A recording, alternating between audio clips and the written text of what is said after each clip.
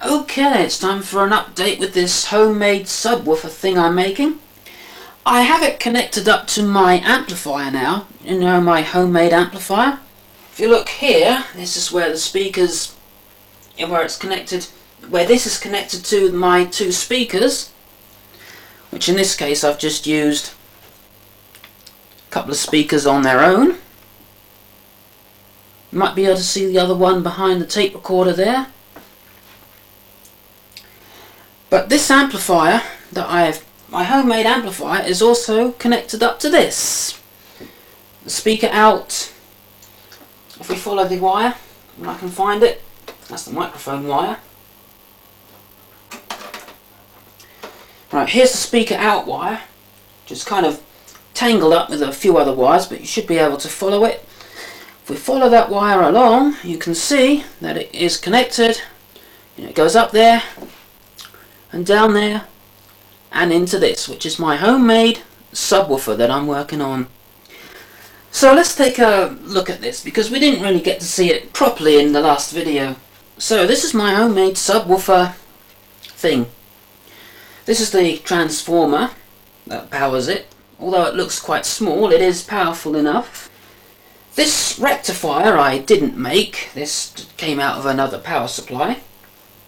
This is the actual amplifier itself, which uses an LM383 chip and my own circuitry based on what I saw on the internet. So I was able to make my own circuit using that chip. And this is the speaker, which is the 4 ohm speaker that came out of that Cambridge Soundworks thing that you might have seen. And here's the wire where the signal comes in, and you may be able to see the low pass filter, which is simply made out of a 1 microfarad capacitor and two 22 kilo ohm resistors. One resistor for the left and one resistor for the right.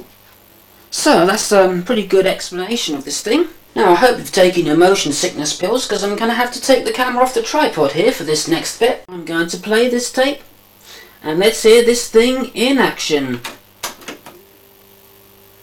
Oh. Well, the tape's playing, but nothing's coming through. Might not have had it. There we go. Take it away, Lisa.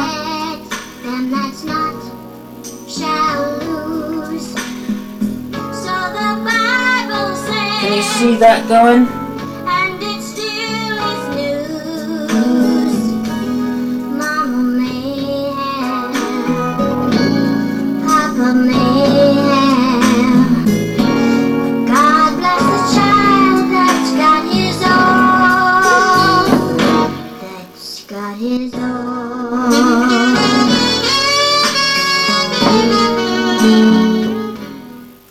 So there you go, there's my homemade subwoofer thing, well on its way to being completed. You know, in the data sheets I've read that this chip, even when it's idling, gets really hot, but I've had this on for over 24 hours now and that's barely warm. Iron brew. Don't know if you get that in the States, but that's one of my favourite drinks. And for all you tech heads, this is the schematic of the whole thing. I'll just go over a couple of the bits here. This is where it comes in from the main amplifier, and you can see the two resistors and the capacitor that lower the signal and filter it so only the lows get through. Here's the actual amplifier itself with all the required circuitry to make it work. And this along here is the power supply. As you can see, it's not a regulated power supply, but it doesn't seem to make much hum. In fact, even if I put my ear right up close to the speaker, I don't hear any hum at all, so it seems to be pretty stable, despite no kind of regulator on there. It's filtered by just this capacitor here, and this resistor, and this decoupling capacitor here. Or should I say decoupling capacitors, because there's two. And this over here is just some plans for the box.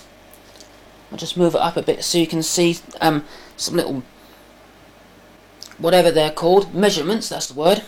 Couldn't think of the word then.